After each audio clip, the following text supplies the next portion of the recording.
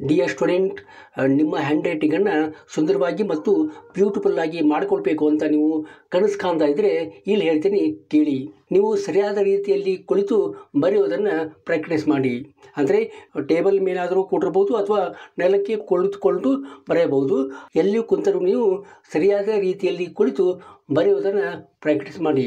ಮತ್ತು ಪೆನ್ನನ್ನು ನೀವು ಒತ್ತಿ ಹಿಡಿಯಬಾರದು ಮತ್ತು ಒತ್ತಿ ಬರೆಯಲು ಬಾರದು. ಒತ್ತಿ ಬರೆದರೆ ನಿಮ್ಮ ಕೈಗೆ ನೋವಾಗುತ್ತದೆ ಮತ್ತು ಹಾಳಾಗುವಂಥದ್ದು. ಅದರಿಂದ ಒತ್ತಿ ಹಿಡಿಯಲಾರದೆ ಸಾವಕಾಶವಾಗಿ ಬರೆಯುವುದನ್ನು ಪ್ರಾಕ್ಟೀಸ್ ಮಾಡಿ. ಇನ್ನೊಂದು ಅಂದರೆ ಪದಗಳ ನಡುವೆ ಅಂತರವನ್ನು ಬಿಟ್ಟು ಬರೆಯಿರಿ.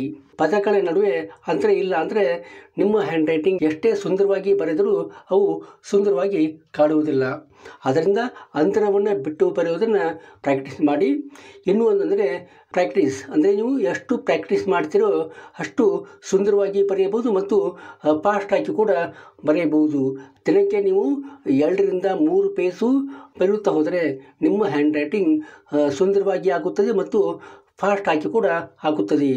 ಇನ್ನೂ ಹೆಚ್ಚಿನ ವಿಡಿಯೋ ಬೇಕು ಅಂತಂದರೆ ನಮ್ಮ ಯೂಟ್ಯೂಬ್ ಚಾನಲ್ನ ಸಬ್ಸ್ಕ್ರೈಬ್ ಮಾಡಿ ಮತ್ತು ಇಲ್ಲಿ ಸಹಿತ ನಮ್ಮನ್ನು ಫಾಲೋ ಮಾಡಿ.